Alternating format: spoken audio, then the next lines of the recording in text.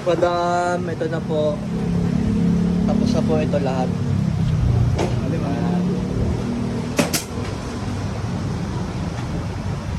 Okay, ito yung materialis natin para sa gym equipment. Yung upholstery nila.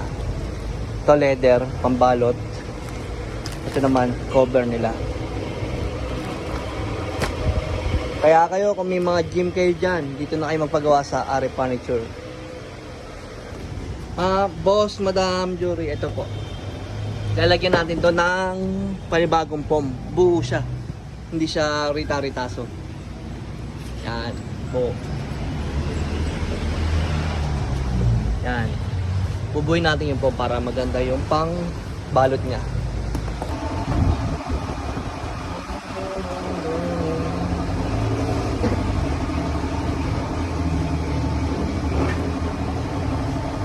Boss, Madam, ito yung sa roller. May mga tahi na para mas matibay at quality. Ito po yan sa roller.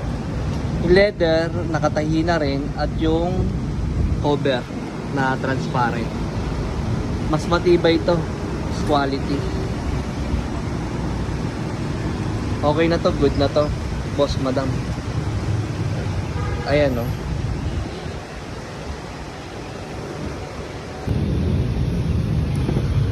Ito po, Boss, Madam.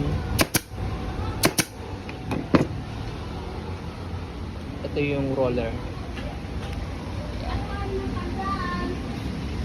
Kantaar po ang gamit, kaya matibay po ito. Madam, ito na po. Tapos na po ito lahat.